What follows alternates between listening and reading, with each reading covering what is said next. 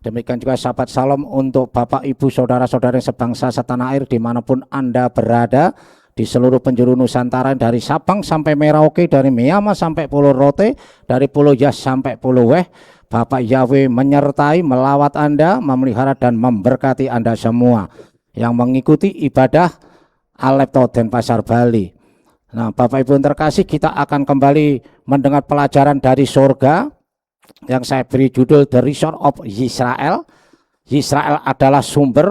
Ini yang bagian kedua, part 2. Ya, karena yang 2 minggu lalu tidak bisa saya selesaikan karena kita akan belajar study Bible dan pelajaran bagaimana sejarah gereja-gereja bertumbuh berkembang sesuai dengan zaman, dengan segala aneka ragam yang menghiasi sebagai pertumbuhan perkembangan gereja di dunia dan di Indonesia saat ini. Nah,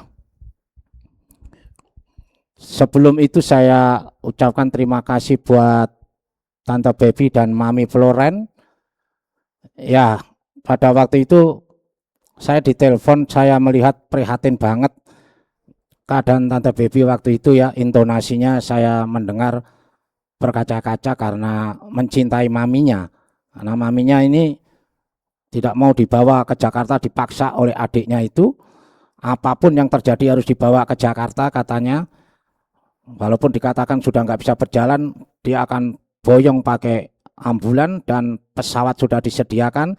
Di Jakarta akan diberikan fasilitas karena dianggap di sini tidak dirawat dengan sempurna. Jadi saya katakan sama Tante, jangan takut Tante Baby, saya akan berdoa buat mami Anda. Nah, saya lakukan loa. Ya. Saya puasa 3 hari 3 malam. Saya lakukan loa dan seterusnya saya puasa. Dan pada doa itu saya katakan, apapun rencana saudara Hirman yang diingat saudara Hirman, aku gagalkan di dalam nama Yesua HaMashiach orang Nazaret itu. Dan itu kurang lebih 2 bulan. Ya, seingat saya kurang lebih 2 bulan. Sabat yang lalu Tante Baby memberitahu saya bahwa Hirman memastikan, sudah aku nyerah, terserah. Apa kamu aja Kak katanya. Jadi apa yang dirindukan Tante Baby dan Mami Floren dijawab oleh Bapak Yahweh. Mami Floren tetap tinggal di Bali dan kemarin telepon saya, dia rindu ingin ibadah bersama-sama sebetulnya. Jadi saya katakan jangan takut Mami, karena bagi Yahweh tidak ada perkara yang mustahil. Bagi kita sebagai manusia itu tidak mungkin, tapi bagi Yahweh Elohim tidak ada perkara yang mustahil. Setiap hati yang datang dengan integritas dan hati yang genuine dengan segala kerendahan hati, maka kita akan melihat mujizat terjadi. Amin. Beri kemuliaan buat Bapa di surga. Haleluya. Ya, kita akan lanjutan Dafar Elohim hari ini. Nah, ya kemarin kita sudah mengenal beberapa ya, perkembangan pertumbuhan gereja yang kita sebut sebagai the replacement, teori replacement atau teori penggantian. Jadi banyak ya teori-teori yang mengganti ya kebenaran Dafar Elohim ya, itu terjadi di mana pada saat-saat zaman-zaman pertumbuhan dan perkembangan gereja di dunia dan di Indonesia ini. Nah, demikian juga hari ini saya akan sampaikan sejarah yang tidak bisa diganggu gugat oleh siapapun, karena ini sebuah sejarah apapun adanya ya, yang kita lihat sekarang pertumbuhan dan perkembangan gereja ya, bahwa tidak bisa disangkal bahwa Israel adalah sumber dari segala sumber kebenaran ya, dan itu tertulis tegas jelas firman-Nya dalam Tehillim 68 ayat 27, mungkin di LAI 26 ya, bimaklot barku Yahweh Elohim memekor Israel. Dalam jemaat pujilah Tuhan, yakni Yahweh, hei kamu yang berasal dari sumber Israel. Ya. Jadi aneh kalau orang sumber imannya dari Israel tidak memanggil nama Yahweh, itu anomali menurut saya. Karena firman yang dikatakan dalam jemaat pujilah Tuhan, yakni Yahweh, hei kamu yang berasal dari sumber Israel. Ya. Jadi Israel itu adalah sumber. Ya. Karena firman datang dari Yerusalem ya, bukan dari kota manapun, bukan dari Tabanan, bukan dari Prancis, Inggris, Jerman, Korea, apalagi Arab. Ya. Firman datang dari Yerusalem, Mika 4 ayat 2. Ya. Yesayahu 2 ayat 3. Ada 2 ayat di situ. Firman datang dari Sion. Sion itu adalah kata lain dari Yerusalem. Dan Yerusalem adalah ibu kota Israel. Dan firman dipercayakan kepada bangsa Yehudi. Romeum 3 ayat 1 dan 2. Bangsa yang dipilih adalah bangsa Yehudi. Deparem 14 ayat 2. Dan keselamatan datang dari bangsa Yehudi. Yohanan 4 ayat 22. Aku mengenal Elohim yang aku sembah, tetapi kamu tidak mengenal Elohim yang kamu sembah, sebab keselamatan datang dari bangsa Yehudi, bukan dari bangsa Arab. Keselamatan ya datang dari bangsa. Itu firman-Nya, yes, jelas dan tegas. Oleh sebab itu Israel itu sumber dari segala sumber kebenaran dan sumber keselamatan. Ya. Nah, inilah yang malam ini akan kita pelajari. Bagaimana pertumbuhan perkembangan gereja, ya, walaupun di situ ya, ada bertabrakan atau terjadi paradok terhadap kebenaran dasar itu, tetapi inilah sejarah yang harus kita hormati. Ya. Kita tahu semua Natal, tetapi dari mana sumber Natal itu bisa muncul Natal itu? Dari mana Natal itu ya bisa diperingati dan dirayakan secara masif oleh orang-orang gereja? Ya. Saya dulu juga merayakan Natal karena tidak mengerti. Ya. Dan setelah mempelajari ya, apa itu Natal, yang ternyata Natal ini ya diparkasai. Ya, sang pencetus Natal ini adalah ya, dia adalah kaisar Romawi yang bernama ya, Konstantinus Agung, yang juga pencetus ya, dia Konsili Nikea 325 itu yang menghasilkan keputusan-keputusan juga yang ya, terjadi paradok pada kebenaran firman Tuhan, di mana Pesak diubah menjadi Jumat Agung ya, dan kematian diubah menjadi kebangkitan, ada Sabat diubah menjadi hari Minggu, Rison, ya. Dan Konstantin Agung ini juga disebut sebagai Konstantin the Great pada abad ketiga. Jadi dialah ya yang menciptakan dan mencetuskan Natal, karena sesungguhnya Konstantin the Great yang lahir ya, pada 2 Februari tahun 272 Masehi dan mati 22 Mei tahun 337 Masehi, adalah bukan seorang Katolik, tapi dia penyembah dewa matahari. Ya. Nah, setiap tanggal 25 Desember, Konstantin the Great ini merayakan hari kelahiran dewa matahari. Jadi tanggal 25 Desember adalah hari kelahiran dewa matahari yang disembah Kaisar Konstantin the Great atau Konstantinus Agung. Ya. Nah, ketika itu bangsa Romawi, masyarakat Roma sedang dilanda Katolinisasi. Ya. Begitu masif ya pergerakan Katolik luar biasa. Tetapi ketika Konstantin the Great merayakan tanggal 25 itu, mereka juga merayakan dengan penuh sukacita. Melihat orang-orang masyarakat Romawi pada waktu itu tidak ada protes dan tidak ada ya, pertentangan apapun, dan merayakan dengan gegap gempita, maka timbul idenya si Konstantin the Great ini. Ya, menyatukan tanggal 25 Desember Natal itu ya sebagai hari kelahiran Mesias. Ya, Yeshua HaMashiach, karena dia tidak menemukan di kitab suci ditulis dengan jelas hari kelahiran sang Mesias itu. Dan pada waktu itu dia mengeluarkan maklumat, karena dia seorang kaisar pada waktu itu tidak ada berani gereja yang melawan. Siapa pada waktu yang berani melawan Konstantin the Great, ya, kaisar yang hebat itu, ya, tidak ada yang berani melawan gereja-gereja, ya, sehingga ya kalau bahasa Jawa sabdor wali pandito ratu, ya, jadi apa titah raja itu absolut sebagai undang-undang.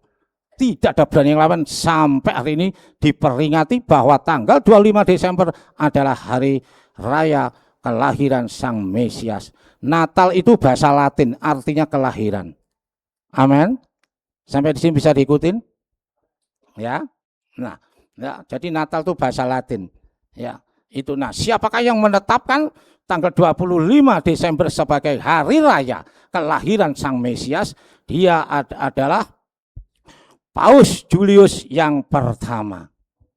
Ya. Jadi Paus Julius ini yang pertama sebagai paus, dialah yang menetapkan tanggal 25 Desember sebagai hari raya kelahiran Mesias Yeshua HaMashiach, dan gereja-gereja menyambut dan merayakan sampai hari ini. Ya. Ya, Pak, ya kan sering pertanyaan timbul, itu kan ciptaan manusia, bukan firman Tuhan. Firman Tuhan bukan? Iya, Anda benar, ya, Anda pintar. Ya, itu gagasan pikiran daripada Konstantin the Great.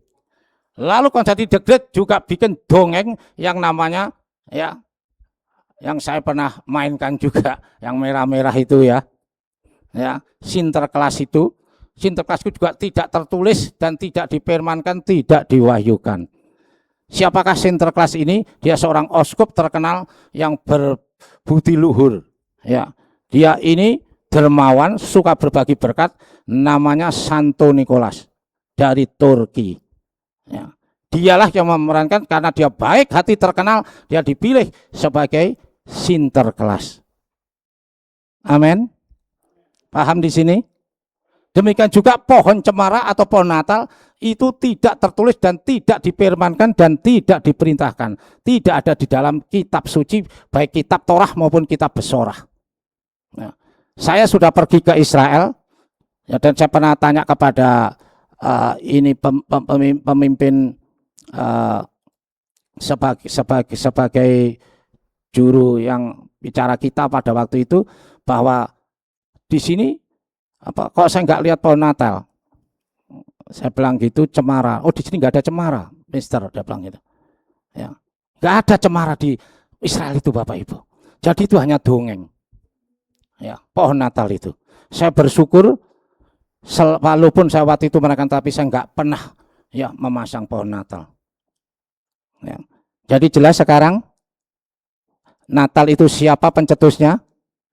Siapa? Kaisar Romawi. Ya.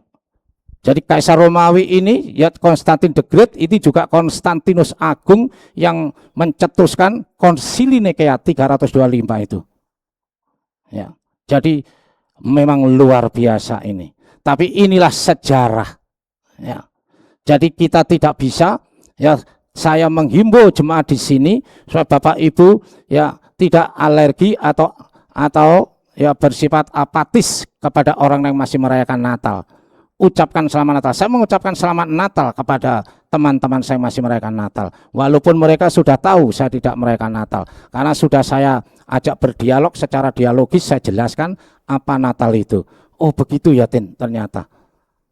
Ya, saya ucapkan selamat Natal. Ya, saya tidak apatis dengan orang yang merayakan Natal. Karena Yesua mengajar kita, ya, we ahabta lereka kamoka. Mate Yahu pasal 22 ayat 39. Kasihlah sesamamu seperti mengasihi dirimu sendiri. Kalau mengucapkan selamat Natal aja kamu nggak mau, terus kasihmu di mana? Tapi kamu gembar-gembor soal kasih, khotbah soal kasih. Why? Ya. Ya. Where did your love? Di mana kasihmu itu? Ya. Karena Yesua mengajar, ya, inilah perintahku yang baru. Ya, kasihlah satu terhadap yang lain.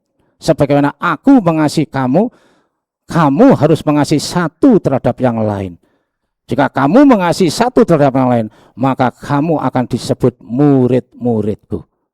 Amin. Siap mengasihi sesama? Hah?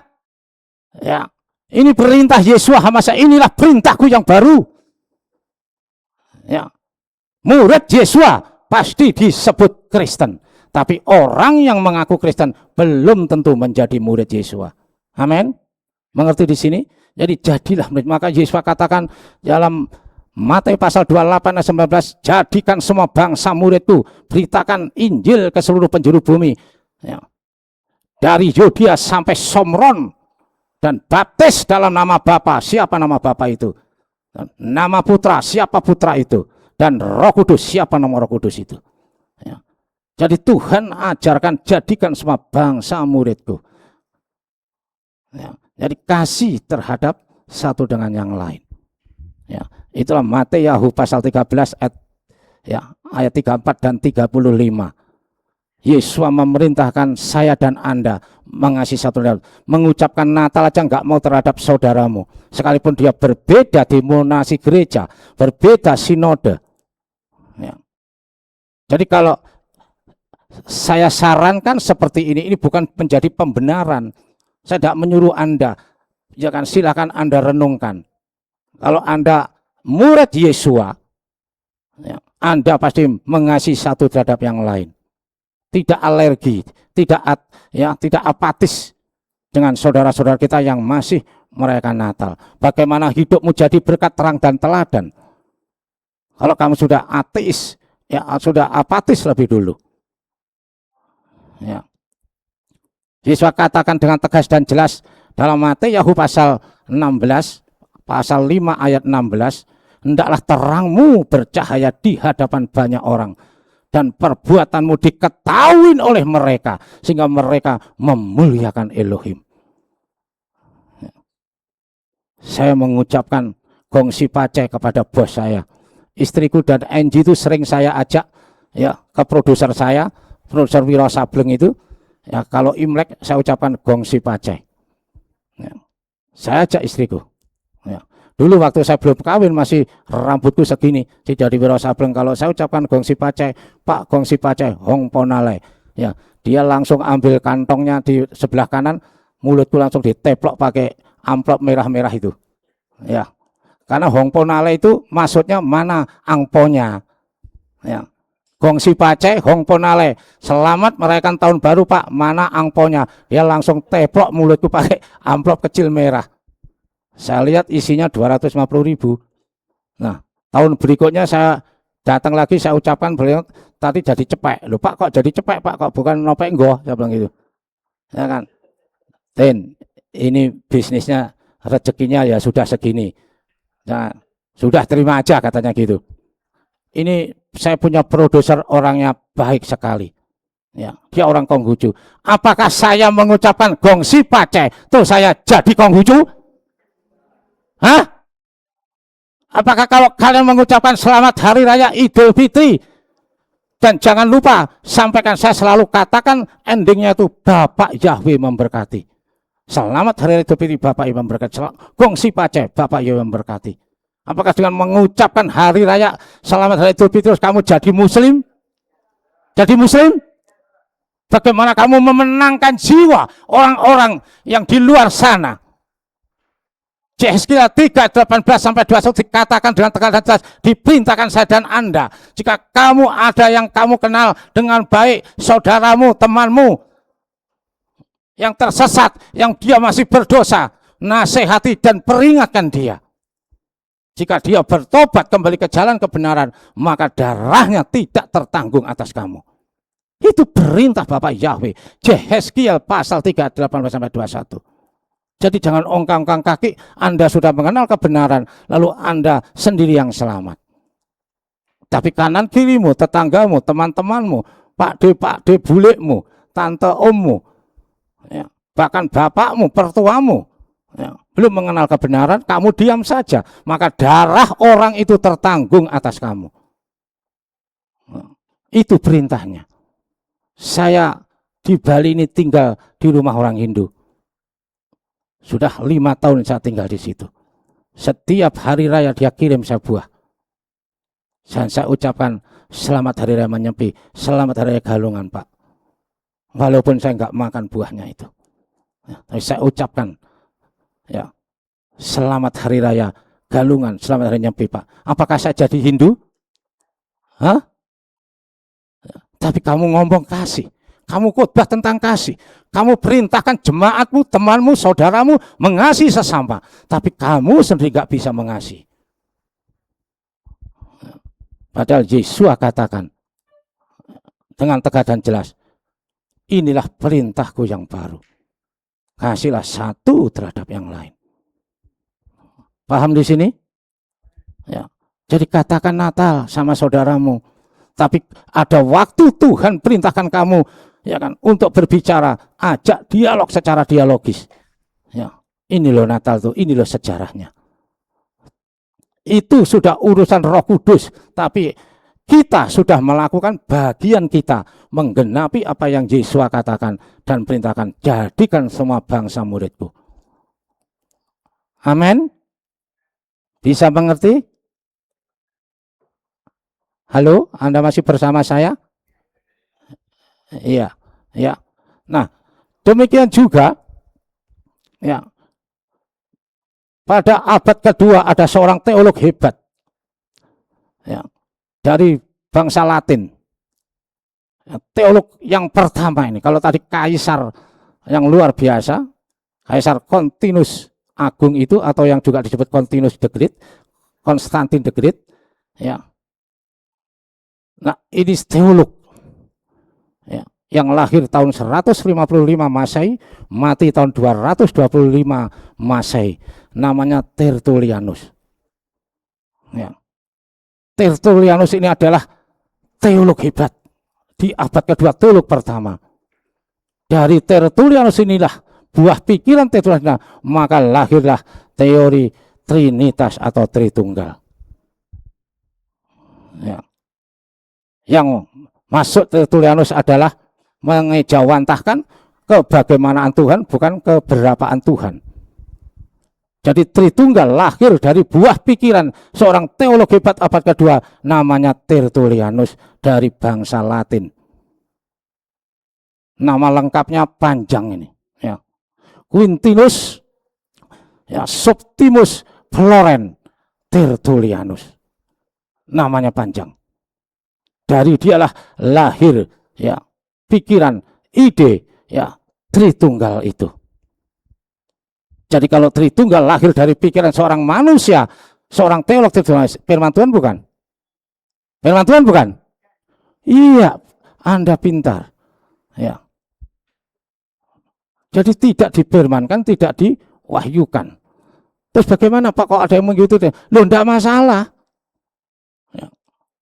Nggak usah sewot, ya. Karena setiap orang punya, ya, pemahaman tentang teologis yang berbeda. Demikian juga kita pengagung Yahweh, kita menginjili, kita beritakan nama Yahweh ini adalah nama Elohim yang benar. Yeshua HaMashiach adalah nama Sang Mesias yang benar. Tapi orang yang kita beritakan menutup hati dan menutup pikiran, tidak mau membuka hati dan pikirannya menerima, ya tidak masalah. Tapi kita sudah lakukan bagian kita. Dan itu ranah Ruach HaKodesh, domainnya Ruach HaKodesh.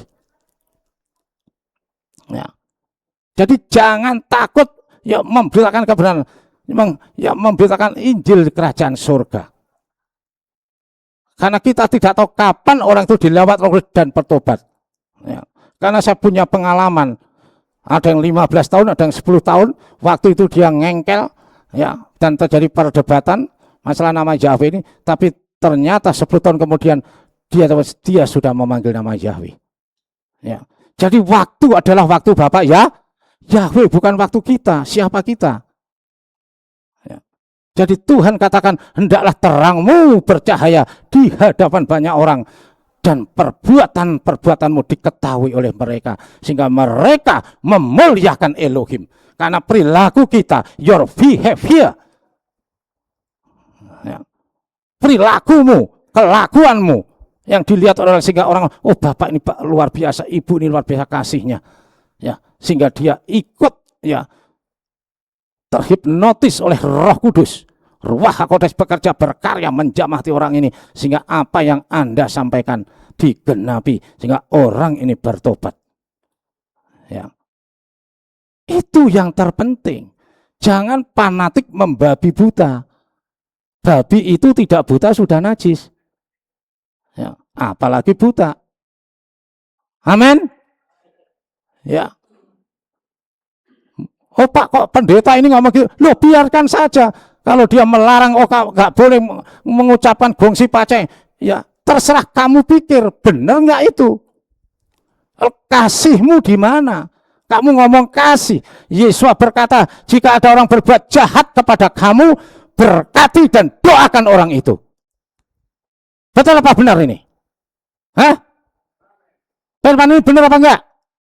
Orang jahat saja suruh Tuhan menyuruh kita berdoa dan memberkati. Loh, kamu mengucapkan gongsi pace aja nggak mau. Ada tetanggamu adalah orang Konghucu dan kamu bertegur sapa. Ketika kamu bisa membangun komunikasi yang indah, kamu bisa bersaksi kepada orang itu dengan senang hati sehingga dia tidak tersinggung karena kamu telah membangun komunikasi yang indah dengan dia. Tapi kalau kamu alergi, kamu apatis, bagaimana dia melihat? Kok katanya pengagung Yahweh, orang gereja katanya kasihnya luar biasa. Kok perilakunya seperti itu? Malu nggak kita? Malu nggak? Hah?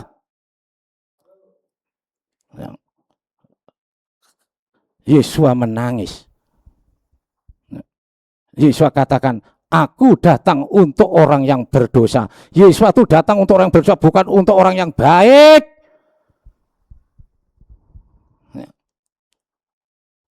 Kamu telah mendengar orang membalas kebaikan karena dia baik dengan kamu.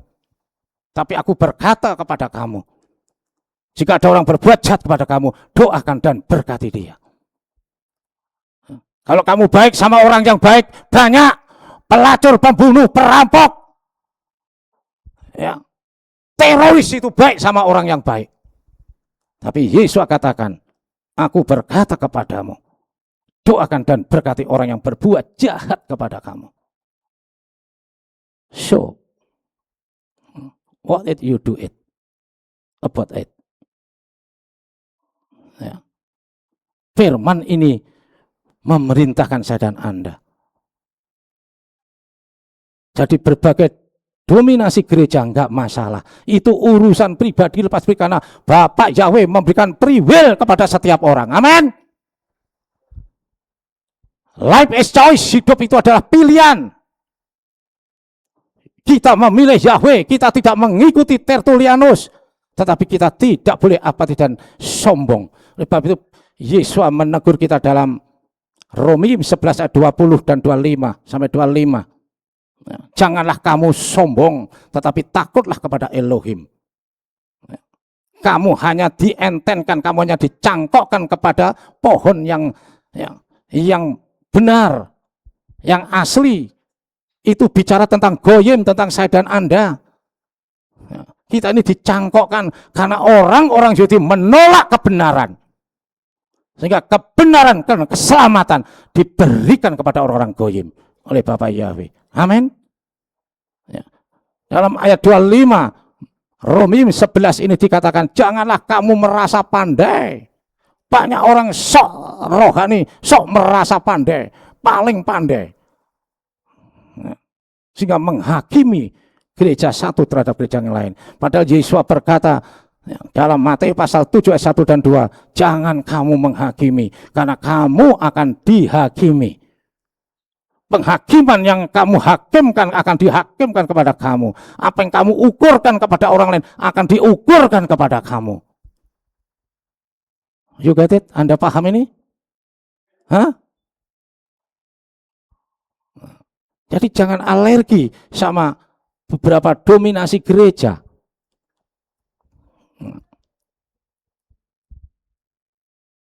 Pada waktu berapa tahun yang lalu kita masih ibadah hari Selasa, ada jemaat yang tanya, Karena sekarang Pak Aditya tuh pindah ke Tabanan, jadi nggak ada ibadah hari Selasa.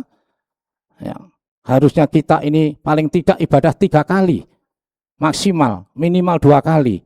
Kalau nggak rison, ya hari Selasa. Itu ada jemaat yang tanya, namanya Pak Jaka dan istrinya dan Mbak Tina. Pak, besan saya itu orang Kristullah. Apakah boleh saya mencatat? Lo ucapkan. Ya, saya katakan, tapi apa yang saya sampaikan bukan pembenaran. Oh, Pak Atun ngomong begini. Oh, jangan. Anda renungkan. Katanya murid Yesua mengasihi sesama. Mana kasihmu? Ya.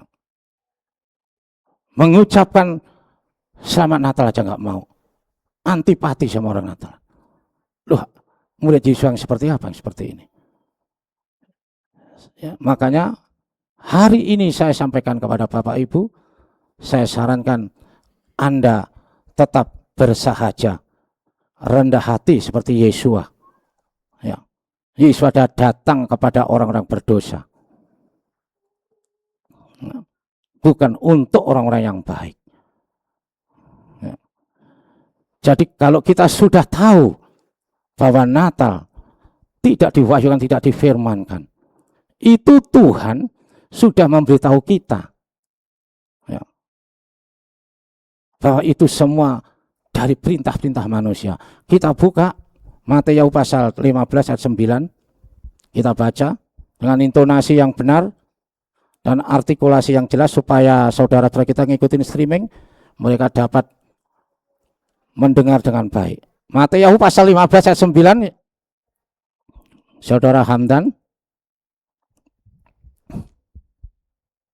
boleh minta minum?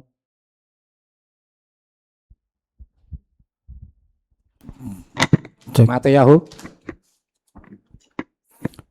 Cek. Matius atau Matius pasal 15 ayat 9. Dan mereka menyembahku dengan sia-sia dengan mengajarkan ajaran perintah-perintah manusia. Nah, Yesua sudah mengingatkan saya dan Anda jauh-jauh hari. Ribuan tahun Yesua sudah mengingatkan saya dan Anda. Sia-sia mereka menyembahku karena yang mereka pakai aturan dan perintah-perintah manusia. Gak ada gunanya ibadahnya. Watehi hiratam otimiswat anasem melumada. Matius pasal 15 ayat 9. Sudah diperingatkan oleh Elohim. Jangan mengikuti perintah-perintah manusia. Apa faktanya? Mengikuti toh? Betul? Betul lah, betul? Tapi kamu ngomong Yesua ani oheotka. Pret. Ya, aku cinta engkau. Yesua. Yesua segala-galanya. Yesus online. Ya. Dalam Yohanes 14 ayat 15, Yesua berkata, jika kamu mengasihi aku, peliharalah perintah-perintahku. Ya. Perintah Yesua, jadilah pelaku firman, bukan pendengar yang menipu diri sendiri. Yakobus 1:22, ini keras firman ini.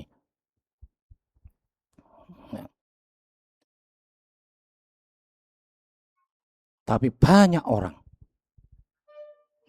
hanya jadi pendengar, ibadah dengan jasad. Coba tengok kanan kirimu, siapa yang gak hadir hari ini dan kemarin. Dan kemarin. Dunia sudah menuju titik akhir, tapi masih banyak umat Elohim yang ongkang-ongkang kaki. Saya pesan kepada Bapak Ibu di sini yang taat dan rajin, apapun keadaan situasi hidupmu, jangan pernah kau tinggalkan ibadahmu. Jangan pernah kau tinggalkan Yahweh Elohimmu itu. Selagi kamu diberi napas hidup, kesempatan, pakai napas hidup dan kesempatan yang Tuhan berikan, kau pakai sebaik-baiknya. Bagaimanapun keadaanmu. Kecuali memang engkau sedang bekerja dan tidak bisa kamu keluar karena tidak diberi izin sama majikanmu, sama bosmu. Tuhan juga lihat itu. Tapi kalau kamu tidak apa-apa, leyeh-leyeh, yasap. Tapi lebih baik, oh kan sekarang bisa online. Padahal Tuhan perintahkan ya, agar kita menjadi pelaku-pelaku firman. Amin. Karena masalah, persoalan satu dengan yang lain, marahnya ke Bapak Yahweh, nggak mau ibadah, ngambek. Ya. Marah-marah, ngambek. Karena pacaran, ya, nggak mau kemauannya, ngambek, marah, nggak mau ibadah. Ya. Bapak Yahweh menangis melihat jemaat yang seperti ini. Ya. Makanya hati-hati pacaran dengan satu jemaat. Nanti kalau bertengkar, ngambek, nggak mau ibadah. Tuhan dibawa-bawa. Padahal urusannya si A sama si B. Ya. Tuhan katakan, hendaklah engkau mengasihi satu dengan yang lain. Jika kamu jadi pelaku firman, maka kamu memiliki kasih itu. Karena kasih itu ya adalah keselamatan. Ranking paling utama adalah kasih. Dalam 1 Korintium 13 ayat 1 sampai 6. Yesus berkata, sekalipun kamu bisa memindahkan gunung, sekalipun kamu bersedia dibakar api, tapi jika kamu tidak memiliki kasih, maka kamu adalah tong kosong yang berbunyi nyaring dan canang yang gemerincing. Ya, tak ada gunanya. Ya. Paham? Halo? Ya. Miliki kasih itu. Gesekan yes. Pertengkaran ya. Kita ini manusia yang tidak sempurna.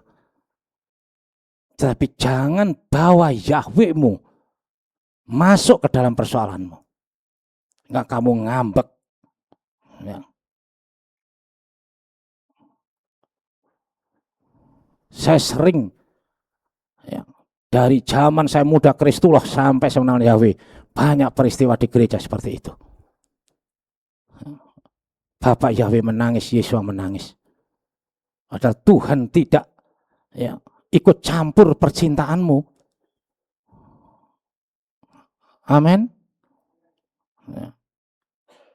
Jadi apapun masalah hidup kita, ya, justru kita datang ke kaki Tuhan. Ya. Tadi kita mendengar kesaksian yang begitu luar biasa. Jika kita datang ke kaki Tuhan dengan rasa takut dan gentar, maka kamu akan melihat kuasa itu terjadi bagimu. Tuhan sudah berikan, jangan kamu sombong. Ya. Yakobus 4 ayat 6. Yahweh membenci orang yang takabur, orang yang sombong, tetapi Yahweh memahalai orang yang rendah hati. Banyak orang sombong, menghakimi, merasa hebat karena profesor, doktor, teolog. Ya. Pertanyaannya, adakah kasihmu dalam hidupmu? Seperti Yesus HaMashiach. Dan Tuhan sudah ingatkan saya dan Anda, sia-sia kamu menyembahku. Watehi ratam otim meswat anasim melumada. Karena yang kamu pakai adalah aturan dan perintah-perintah manusia. Kita buka Galatia 6 ayat 3 sampai 5. Baca di TV. Hamdan. Galatia 6 ayat 3 sampai ayat 5.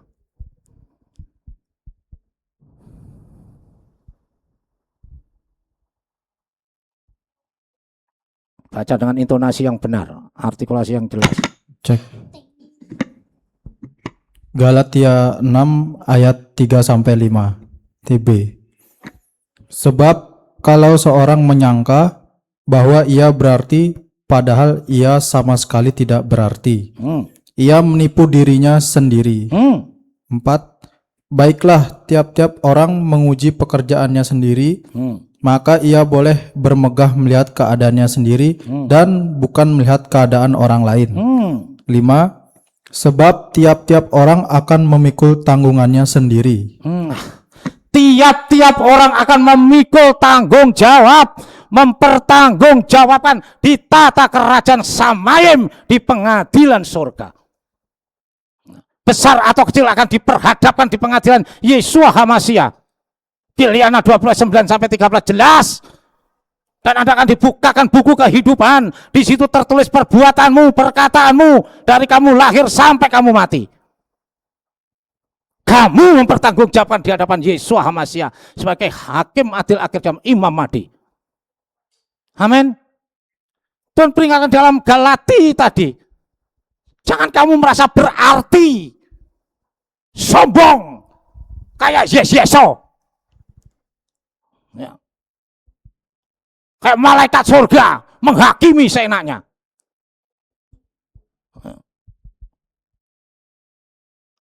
Padahal kamu bukan siapa dan kamu tidak berarti apa-apa.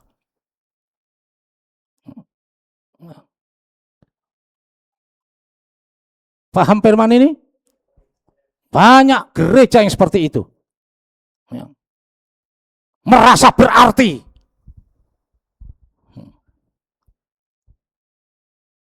Padahal tidak punya arti apa-apa. Karena yang dipakai adalah aturan-aturan dan perintah-perintah manusia. Dan Yesus berkata, watehi hirata anasim melumada. Sia-sia kamu menyembahku.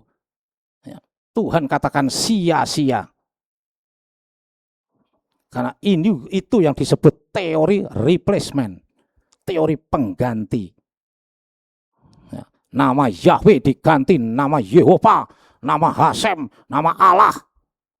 Ya. Padahal namanya Yahweh Ani Hosemi, ya Ani Yahweh Hosemi, otodele akar lo iten udhilati lapsilim. Yesaya 42:8 jelas tegas Ani Yahweh Hosemi. Akulah Yahweh, itulah namaku. Lo orang paling goblok juga tahu kalau orang ngomong itulah namaku. Aku ini Atin Martino, itulah namaku. Masuk kamu panggil aku Michael, Sentor, Paijo? Ya, saya nggak jawab.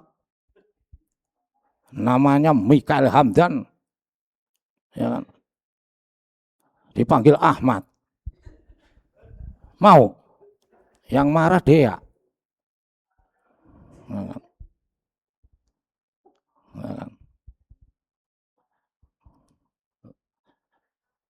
Itu yang disebut teori replacement. Ya. Tapi merasa berarti. Ya. Merasa jumawa. Oleh sebab itu Yesus katakan jangan kamu sombong.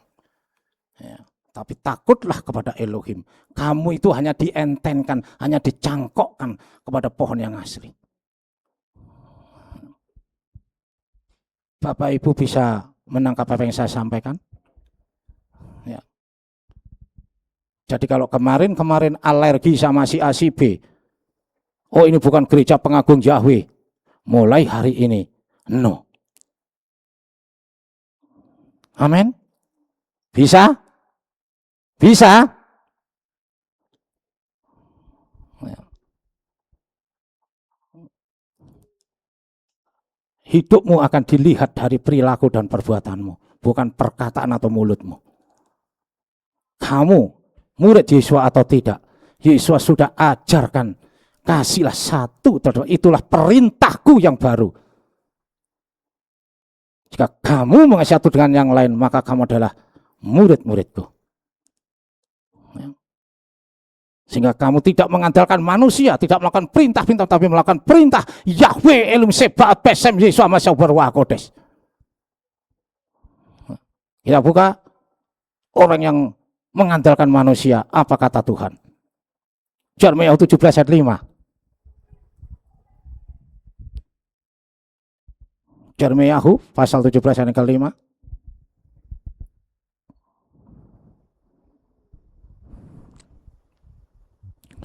Bapak Yahweh sudah tegur umatnya melalui Nabi Yeremiyahu ini.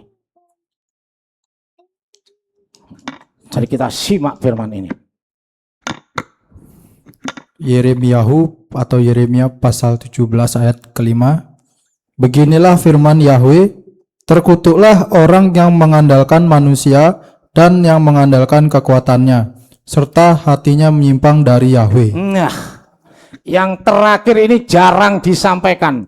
Ini ayat sejuta umat. Orang lemah ikan itu hafal bener ayat ini ya. Terkutuklah orang yang mengandalkan manusia dan kekuatannya sendiri. Amar Yahweh, Arur, Hageper, Aser, Yiptah, Ba Adam, Wisem Basar, Jiro Umim, Yahweh, Yasur Libo. Terkutuklah orang yang mengandalkan dan kekuatan, yang hatinya menyimpang dari Yahweh. Bapak Yahweh katakan, terkutuklah kamu Arura, Arura wa'ata. Terkutuklah kamu. Ya. Karena hatimu menyimpang dari Yahweh. Amin. Ya. Ini yang belakangan jarang dibaca. Dan konteksnya selalu dikontekskan kepada pekerjaan firman ini. Oh, jangan mengandalkan manusia, sudahlah. Jangan mengandalkan bosmu, ya kan? Ini konteksnya universal firman ini.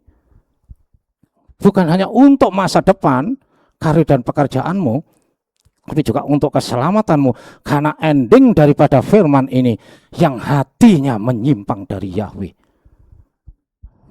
Ya. Jadi orang-orang yang hatinya menyimpang dari Yahweh dikatakan terkutuk. Kalau terkutuk bisa selamat enggak? No. Ya. Dia akan ketemu Yaya Sengwar itu. Ya. Di Gehenom sana. Ya. Itu. Jadi ini pelajaran mahal yang Tuhan ajarkan kepada saya dan Anda, agar kita benar-benar ya kan duduk, hidup dan takut dengar akan Tuhan. Ya. Oleh sebab itu Rasul Saul berkata dalam Filipi 2 ayat 12, kerjakanlah keselamatanmu dengan rasa takut dan gentar. Mengerjakan keselamatan dengan rasa takut dan gentar, bukan dengan kesombongan. Ya. Yang seperti lagi merasa berarti, ya, Galatia 6 ayat 3 tadi, ya, merasa dirinya gerejanya berarti, padahal di mata Tuhan, ya kan, who is this you? Kita nanti akan ke situ, ya. Hati-hati, ya.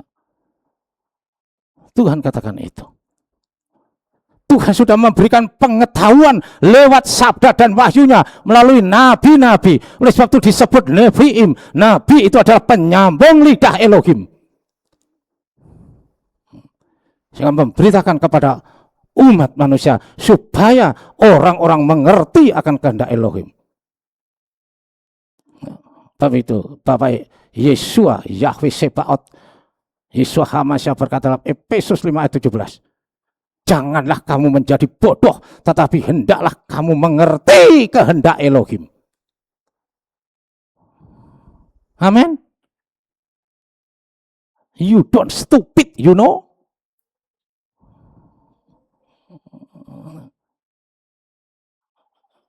Itu yang Tuhan kehendaki dari kita. Mengerti bahwa Israel adalah sumber dari segala sumber. Yang merasa berarti, oh gereja-gereja sekarang menggantikan orang-orang Israel yang sekarang. Hei, siapa kau? Firman Tuhan sudah menegur kita. Biarlah kamu menegunin, ya, sehingga menjadi dirimu berarti kamu oleh dirimu sendiri.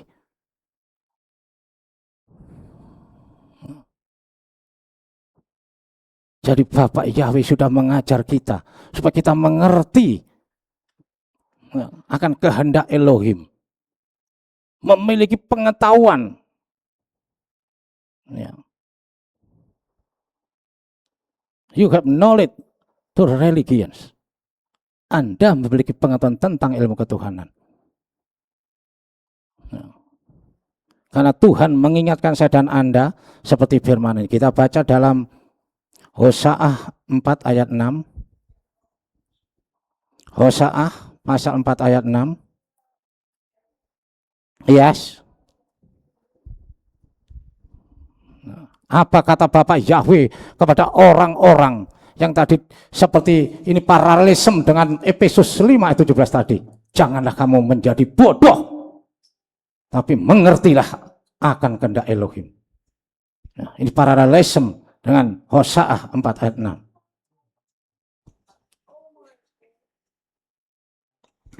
Cek.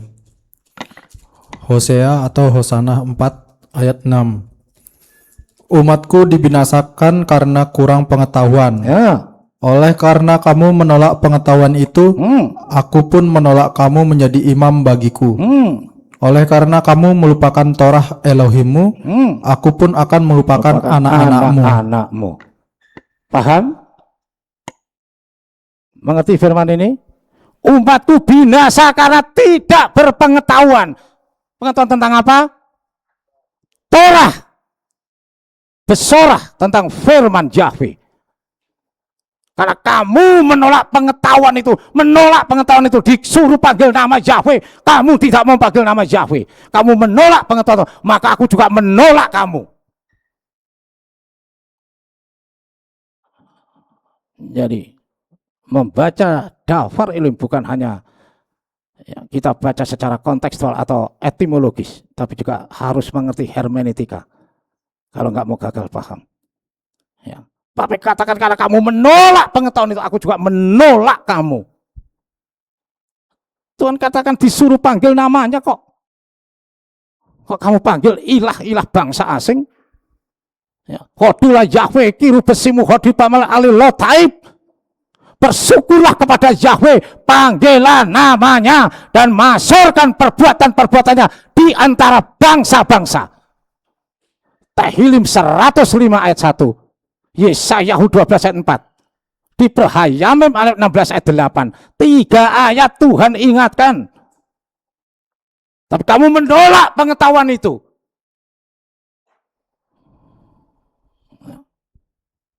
Tuhan sudah ingatkan, jangan kamu memanggil nama ilah-ilah bangsa asing keluar dari mulutmu. Dilarang keras sama Tuhan. Semot 23:13. Ubekal asar amarti alakem tesmiru hisem elogim akarim lotaskiro lo yesma alfika. Dalam segala hal yang kupirmankan, hendaklah kamu waspada. Jangan kamu memanggil nama ilah-ilah bangsa asing dan keluar dari mulutmu. Dilarang. Apa yang terjadi? Banyak orang memanggil nama ilah bangsa asing. Terus kamu mau selamat, mau ke surga. Surga ini siapa? Yang punya surga itu Bapak Yahweh. Ya. Yesayahu 66 ayat 1. Ya kan? Surga adalah tahtaku dan bumi adalah pijaan kakiku. Surga itu tahtanya Bapak Yahweh. Ya. Dan Yahweh itu adalah satu-satunya dan namanya adalah satu-satunya. Sekaria 14 ayat 9, Yahweh ekat usemu ekat. Yahweh adalah satu-satunya dan namanya adalah satu-satunya.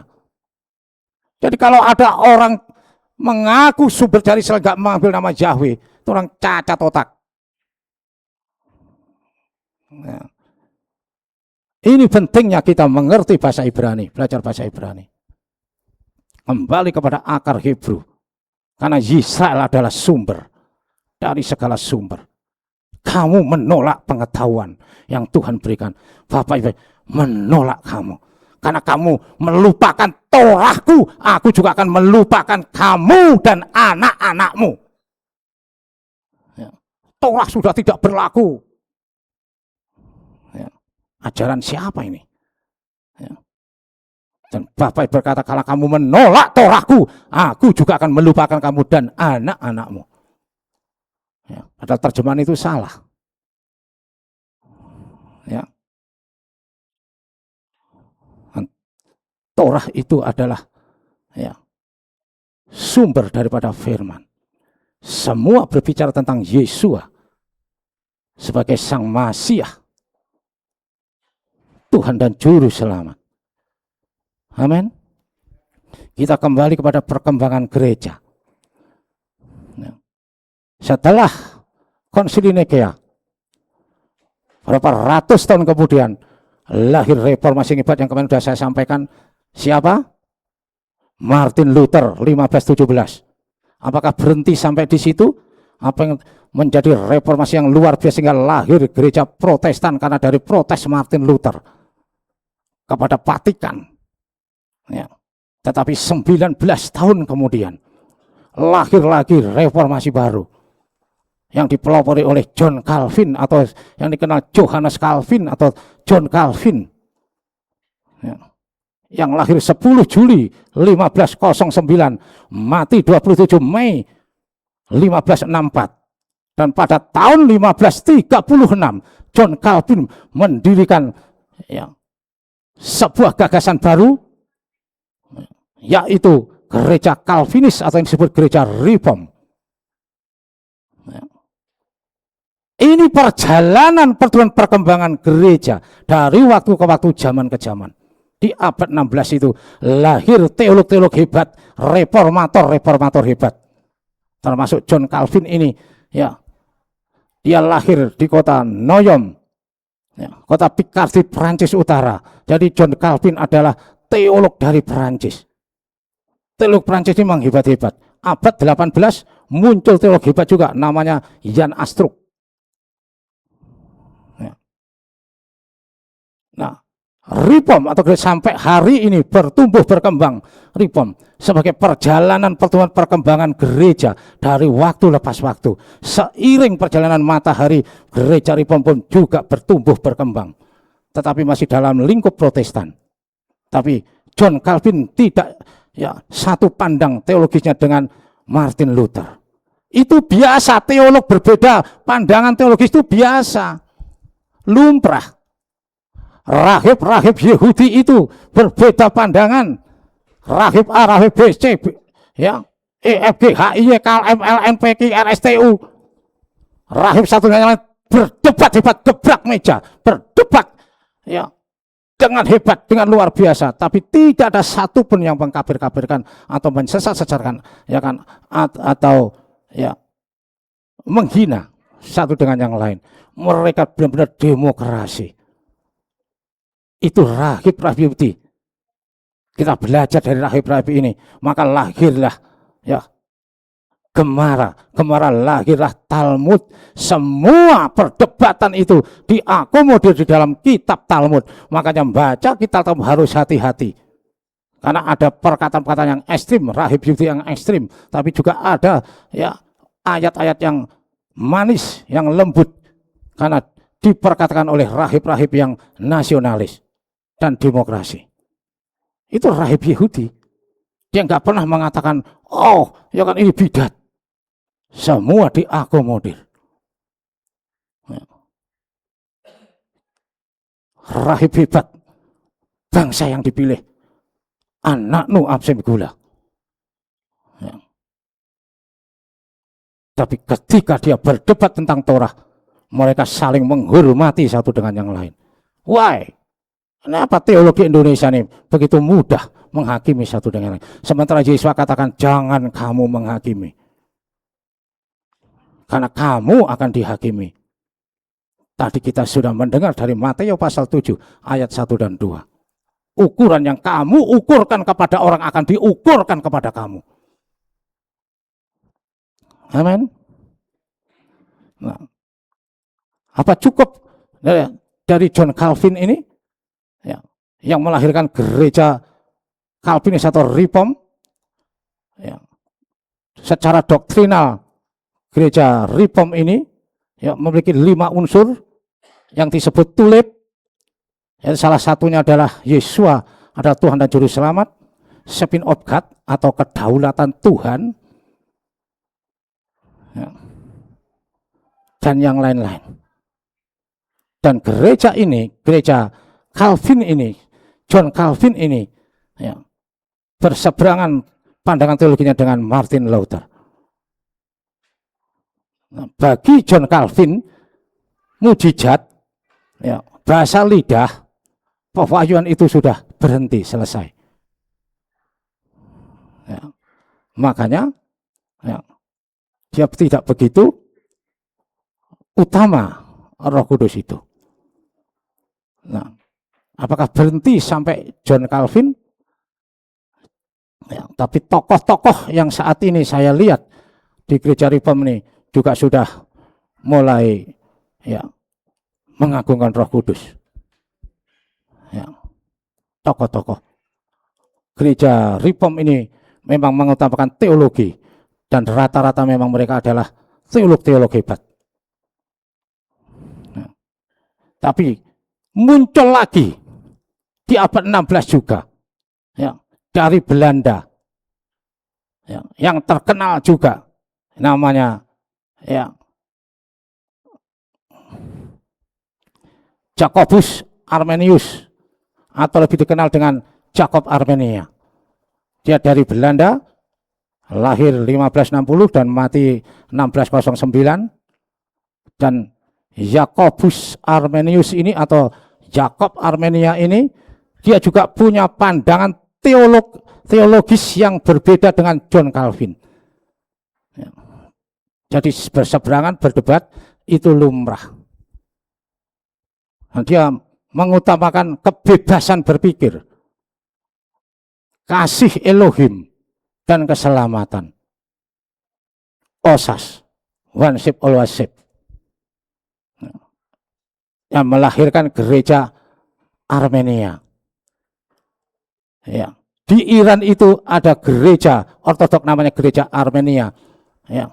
Banyak gereja ortodok Armenia.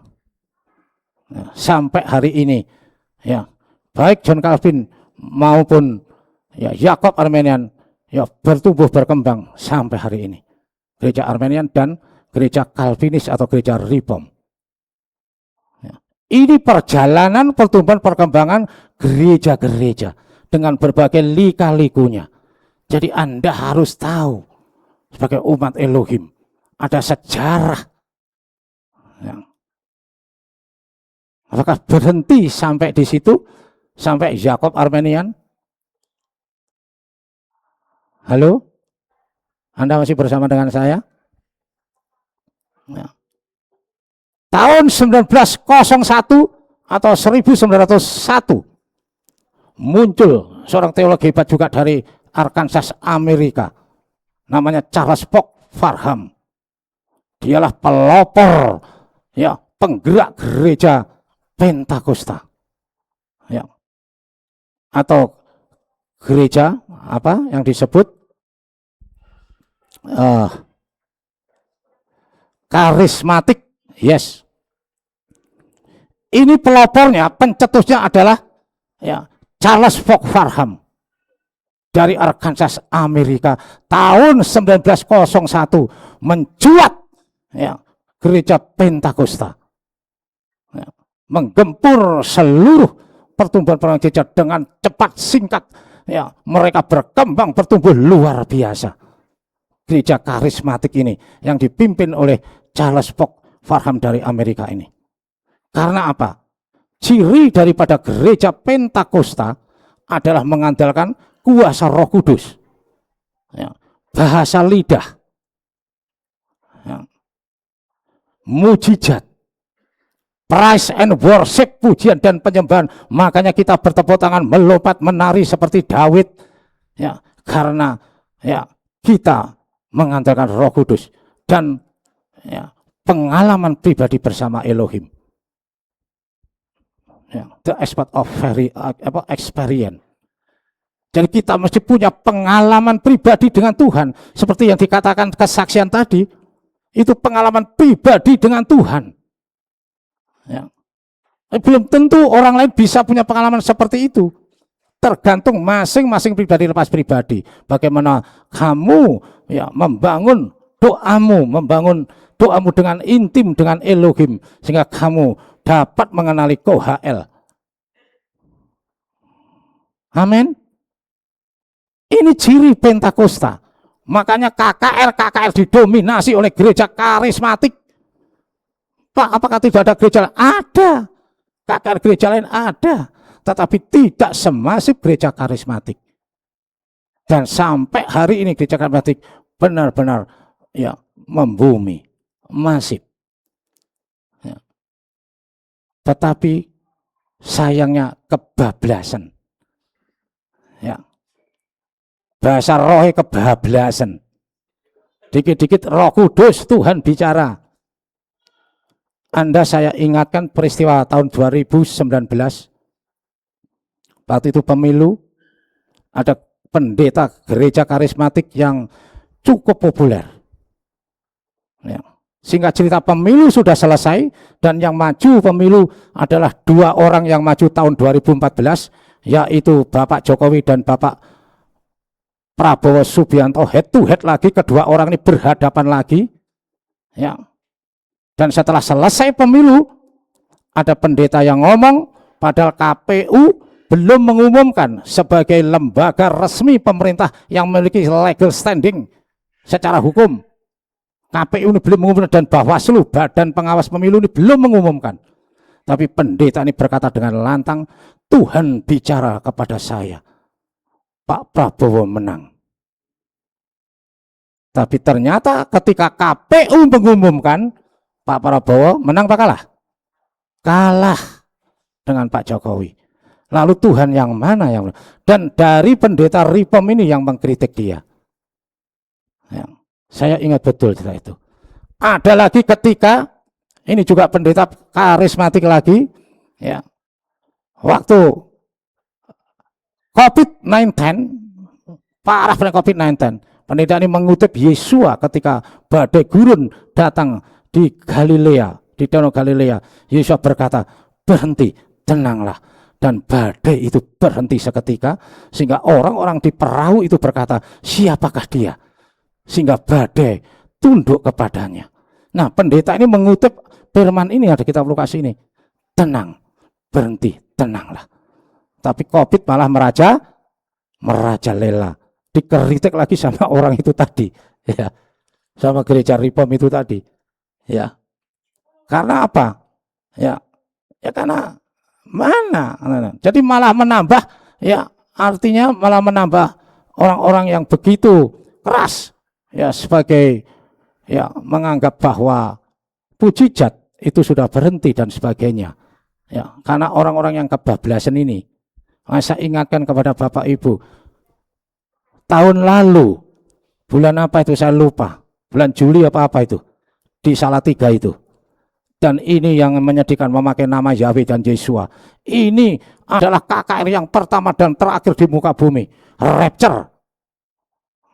Ya. Dan saya kaget ketika mendengar. Dan saya sama Pak Tia sibuk menelponi gembala-gembala. Yang saya heran, wong sudah level gembala loh. Kok ya masih percaya dengan orang yang baru, ya baru muncul. Dan kita ini nggak kenal siapa orang ini. Ini pengagung Yahweh dari mana. Ya. Saya cek. Ya. Ternyata orang Semarang. Dan apa yang terjadi? Ditangkap polisi. Ya, apa rapture sampai sekarang? Rapture itu orang-orang, ya, sama dia dimasukkan rumah, disekap.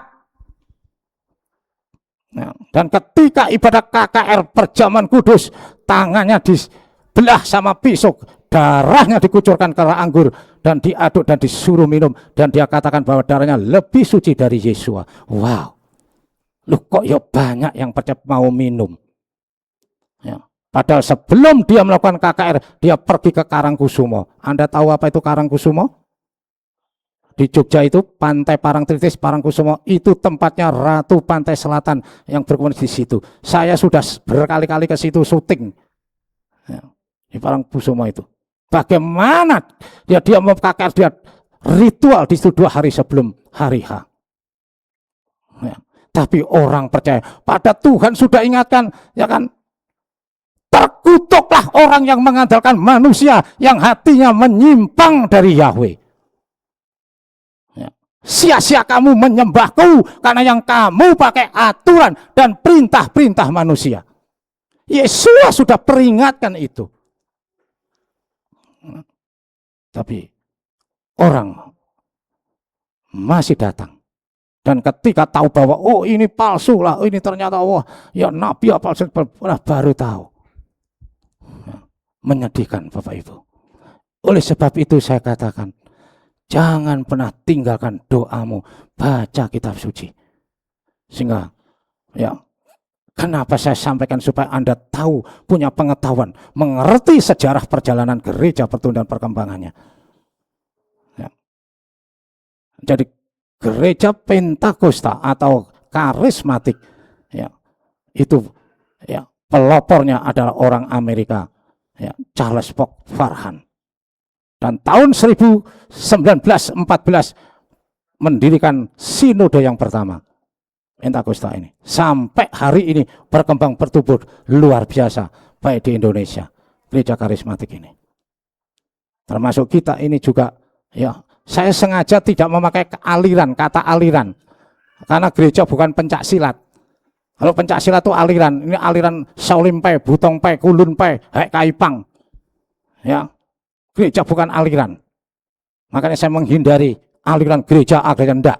Tapi berbagai dominasi gereja yang berbeda tidak masalah bagi saya pribadi. Ya. Yang penting kita memanggil nama Elohim yang benar, beribadah di tempat yang benar, dan memberikan persembahan di tempat yang benar, menggenapi daftar ilmu Devarim 12 ayat 5 dan 6. Amin. Ya. Oleh sebab itu rasul yang hebat itu ngomong seperti ini. Kita baca dalam 1 Korintus pasal 9 ayat 27. 1 Korintus pasal 9 ayat 27. Rasul yang hebat merasa takut harus menggembleng diri, ya, dan menjadi hamba supaya ketika habis perut tidak ditolak. Sudah ketemu?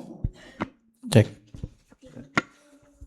1 Korintus Saya minta minum. pasal 9 ayat yang ke 27. Yes. Okay, you read now. Namun aku menggembleng tubuhku dan memperhambanya, supaya jangan setelah berkhotbah kepada yang lain, aku sendiri dapat menjadi yang ditolak. Nah, ya. Dengar baik-baik ini. Namun aku menggembleng diriku dan memperhambakan diri, supaya ketika aku habis berkhotbah kepada yang lain tidak ditolak. Ya. Jangan sombong. Punya gereja besar, ya, terus merasa besar, palanya segede Monas, ya, sombong congkak. Tapi apa kata Rasul Saul? Ini rasul hebat, rasul yang dipercaya oleh Yesus, yang dipanggil oleh Yesus untuk menginjili dan membawa orang-orang goyim menuju keselamatan dan kebenaran. Adalah Rasul Saul. Ya. Rasul yang hebat aja merasa takut dan getar. Apalagi kita semua. Ya. Firman ini yang adalah mendidik, mengajar, menemplak, dan memperbaiki saya dan Anda. Supaya kita memiliki pengetahuan tentang siapa Mesias, siapa Yahweh itu. Ya, kita tidak menyimpang ke kanan dan ke kiri. Ya, dan kita tetap on the track. Ya. Kenapa orang kok senang? Sudah tahu ini bukan firman Tuhan, sudah tahu ini bukan perintah, tidak tertulis, tapi orang senang melakukannya. Ya. Jemaat Tuhan senang, ya, merayakannya. Ya. Padahal jelas-jelas itu terjadi paradok buat kebenaran dafar Elohim itu sendiri. Bapak Yahweh juga sudah mengingatkan kita seperti Yeshua HaMashiach, karena Yahweh itu adalah Yeshua HaMashiach itu sendiri. Kita buka dalam Yeremia pasal 5 ayat 31. Nabi Yeremia dipakai Bapak untuk mengingatkan jemaat Elohim, ya, supaya ya kita bisa melihat dan kita tidak menjadi bodoh oleh tipu daya nabi-nabi palsu dan guru-guru palsu. Yeremia pasal 5:31. Yeremia pasal 5 ayat 31. Para nabi bernubuat palsu dan para imam membuat peraturan dengan sewenang-wenang, dan umatku memang mencintai yang demikian. Nah, terus Dan apakah yang akan mereka perbuat pada akhirnya? nah, ya, apa yang akan mereka perbuat pada akhirnya? Orang-orang yang mengikuti nabi palsu, ajaran palsu, guru palsu, ya, para imam, pemuka-pemuka gereja membuat aturan dengan semena-mena, dan umatku mencintai yang demikian. You get it? Anda paham itu? Halo? Ya.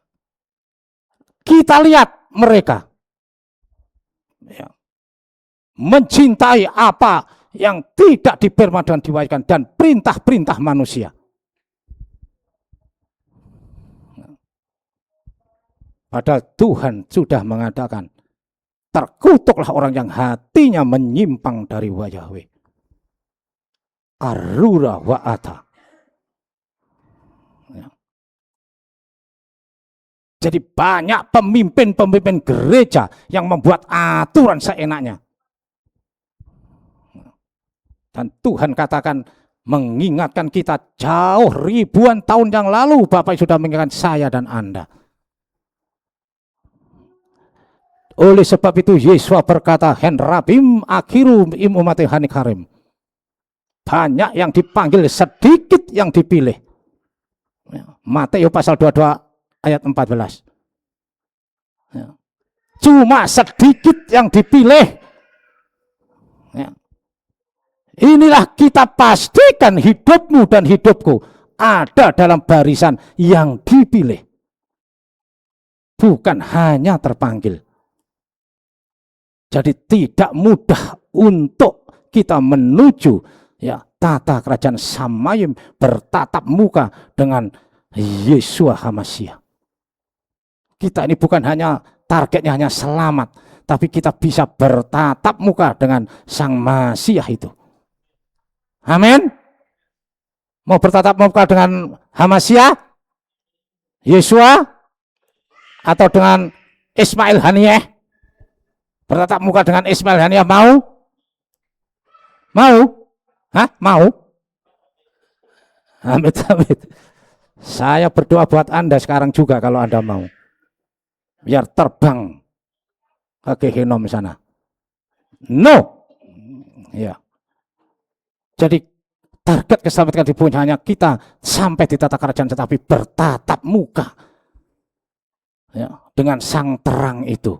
Ani orha olam, akulah terang dunia itu. Yohanan 8 ayat 12. Ya. Yesua itulah terang dari segala terang. Target kita.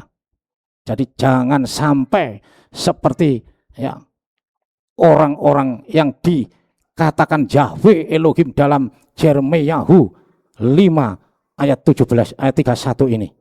Ya. Dan mereka akan menyesal ketika mereka akan berhadapan dengan Yeshua HaMashiach. Ya. Orang-orang, ya, yang tidak taat dan tidak melakukan perintah menjadi pelaku firman, yang hatinya menyimpang dari Yahweh, ya, yang membuat aturan semena-mena seenaknya dan merasa berarti seperti Galatil 6 ayat 3 tadi. Ya, dia akan diperhadapkan dengan situasi seperti firman ini. Kita buka ini yang terakhir, Matius pasal 7 ayat 22 sampai 23. Tolong ditampilkan selengkap dengan bahasa Ibraninya.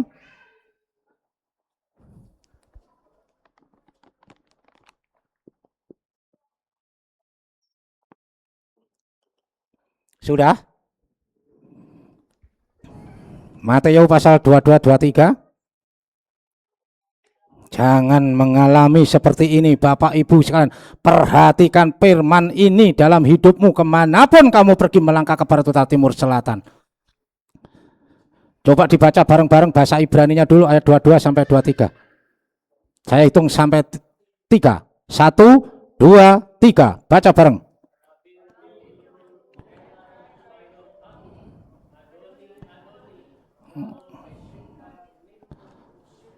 Usimka.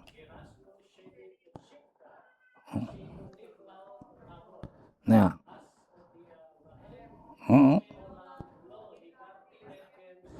Suruh mimeni osea resa. Iya. Bahasa Indonesianya?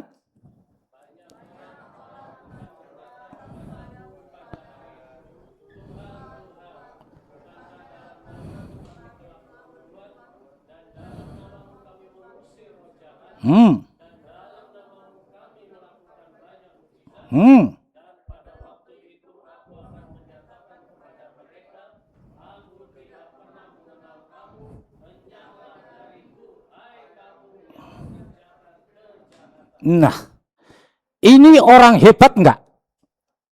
Orang hebat enggak? Ayat 22 ini. Hebat. Tuhan, aku telah bermujizat. Aku telah mengusir roh jahat. Ya. Orang hebat. Demi namamu, aku telah menyembuhkan orang sakit, memindahkan gunung. Firman ini identik ya atau paralesem dengan 1 Korintus 13 ayat 1 sampai 6 tadi. Ya. Sekalipun kamu bisa memindahkan gunung, membangkitkan orang mati, sekalipun tubuhmu dibakar, tapi jika kamu tidak memiliki kasih, maka kamu tong yang berbunyi nyaring dan canang yang gemerincing. Gak ada gunanya dan tidak ada artinya. Dan Yesua menjawab apa dalam ayat 23 itu? Ya. As odel lakem yime olam lo hikarti at kem suruh memeni osai resa.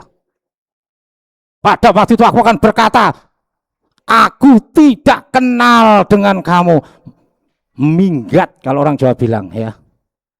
Nyah kamu dari hadapanku, hai kamu pembuat kejahatan. Pertanyaan terbesarnya, Tuhan, aku mengusir setan demi namamu.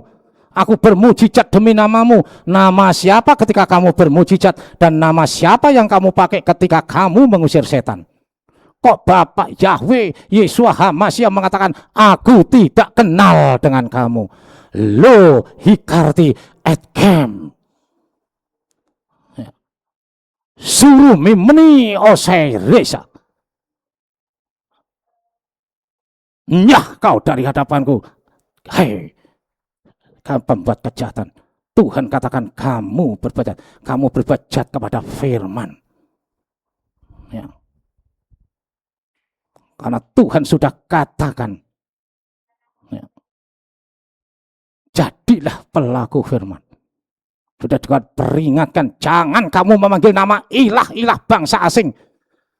Tuhan sudah peringatkan, panggillah namaku dan masukkan perbuatan di antara bangsa-bangsa. Kamu tidak mau memanggil. Dan Tuhan katakan tiba waktunya waktu itu. Ayat 21-nya itu dikatakan lokol haomer le adone adone yebanes lim lepat hasamayim oleh haosem et rijon abi sebas samayim. Ya. Bukan orang berkata Tuhan, Tuhan akan masuk kerajaan surga, tapi orang yang melakukan kehendak Bapakku yang di surga. Amin. Jadi ini identik dan paralelisme dengan Yakobus 1 ayat 22. Jadilah pelaku firman. Karena kehendak Bapak Yahweh, perintah Yesus menjadi pelaku firman. Ya. Itu perintah Yesus HaMashiach. Mengasihi Yahweh dengan hatimu, dengan kekuatanmu, dan dengan segenap akal budimu. Wa yomer Yeswa elai be'ahta Yahweh Elohika ukal levatka ukal nafseka ukal meodeka. Yeswa berfirman kepadanya, kasihlah Yahweh Elohim dengan segenap hatimu, dengan segenap kekuatanmu, dan dengan segenap akal budimu. This is the order of Yeshua for you and me, you know. Paham? Ini perintah Yesus kepada saya dan Anda. Mengasihi Yahweh, ya. Menjadi pelaku-pelaku firman.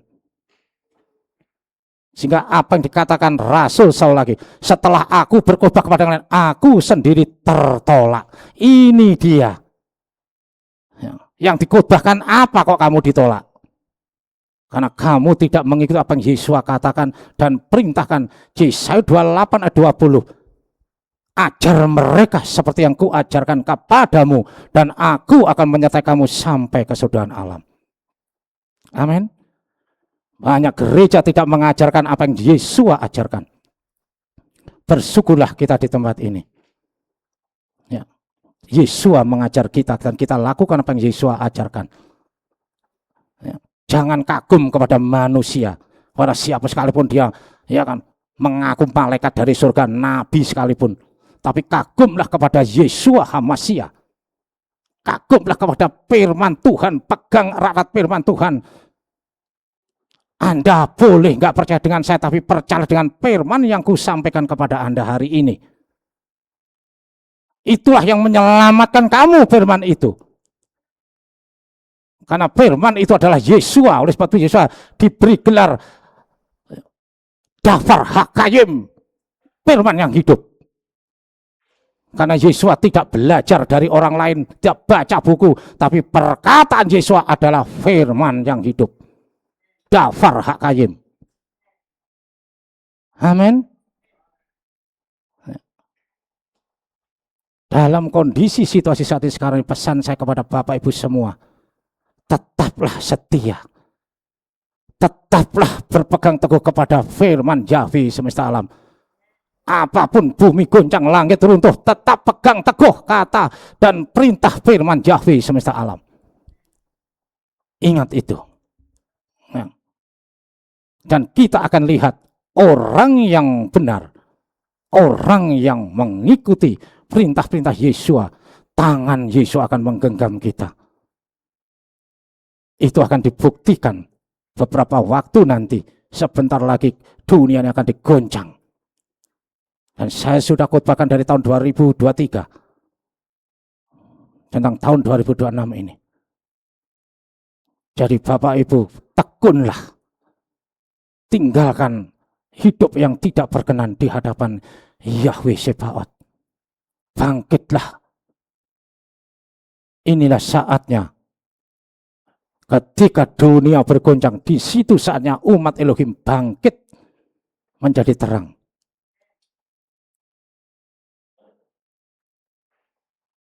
Siap menjadi pelaku firman? Amin. Beri kemuliaan buat Bapak di surga. Mari kita bangkit berdiri. Haleluya.